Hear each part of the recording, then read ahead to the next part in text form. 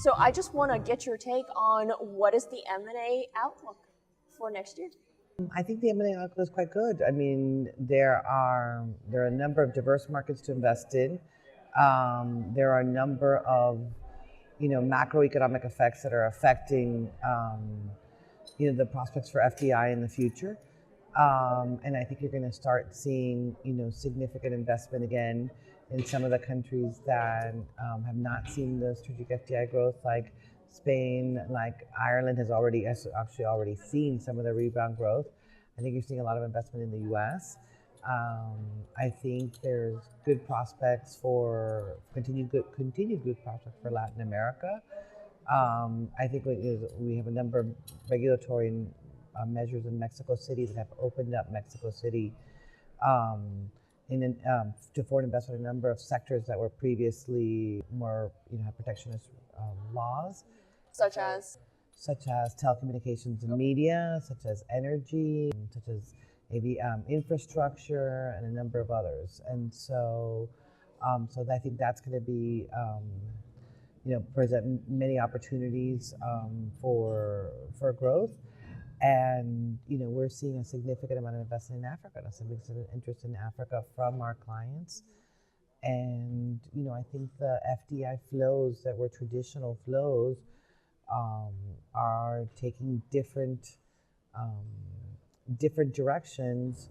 And traditionally you had U.S. companies investing in Latin America. Now you have the rise of the multi-Latinas investing in the U.S.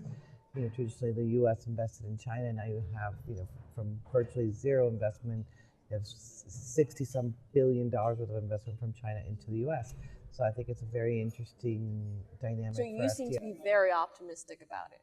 I think to be optimistic, I have the privilege of working with clients that are in frontier markets or that are growing on a global basis, and so there's always there's always a part of the world that somebody's investing in, and we're buying companies in one region or another. And now it just seems that there's a lot of activities in a couple of regions at the same time. So going into these regions that some of us have never been to before, what are some of the greatest challenges? I think it varies by region. I think. What about for you, like for Spain or Latin America? I think Spain and Latin America have seen a significant amount of foreign investment over the last 10 or 15 years. And certainly for sure for Latin America. And I think, it's that constant flow that kind of sets the markets and the terms, and the local rule of law, and, and it sets the standard for doing transactions. So the more you see, the easier it gets, I think.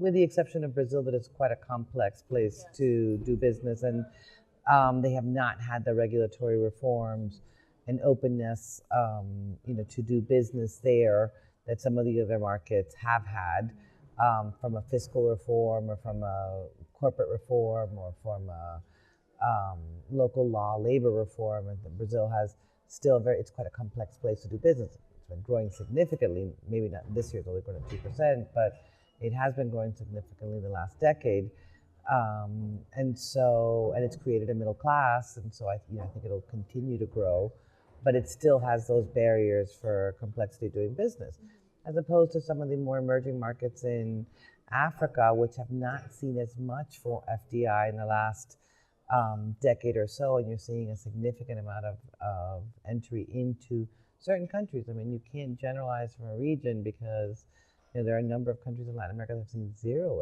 FDI, like Venezuela or Argentina, and others in the region. So you really have to do it on a country-by-country basis. And for Africa, even how you define the African continent, there's, it's not clear whether there's 52 or 54 countries, depending on who you speak to in Africa. Obviously there's 54, but it depends on. But they're not clear about that. And there are some countries that have seen negative numbers for FDI, like Egypt and others. And there are others that are seeing growth, and there's some new markets. And so you think that there's a number of 10, 12 markets that are steadily growing, that have made regulatory reforms, that are welcoming foreign investment, and that have some strategic, either energy or other minerals or other opportunities, and that investors are finding, are seeing finally the value in that. And I think Africa is going to be, you're going to see a lot more investment in Africa from the U.S., from, obviously there's been continued investment from China there already, but from Europe and from other countries. Okay, really quick, one last question. Tell us, what does your firm do and what is your advantage? Well, we are a law firm. We provide legal services on a global basis. And we represent basically companies investing outside of their home country. And I think our advantage is that we take a very practical approach to doing things. We've expanded on a global basis based on what we think is, meets the needs of our clients. And we have a number of lawyers in our firm that have previously been in-house counsel, that previously had a business side. And I think from the corporate side, for sure, I think that.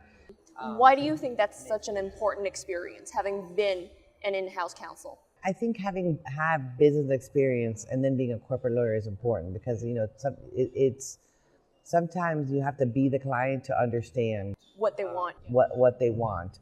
And so, at least for me, I found that very useful, and we certainly look and put our clients in the try to work with our clients from the inside at times to do that. And then here in the U.S., we have a very broad platform, and we cover the U.S. And so we give, we have a significant office in New York, but we give our clients the ability to use the same law firm if they're going to go to New York, if they're going to go to Arizona, if they're going to go to Texas, California, Florida, Denver, many of the growth markets in the U.S., not to mention the Northeast. And so I think that's an advantage for clients. Okay. All right. Anything else you want to tell our viewers? Thank you very much. All right. Thank you so much.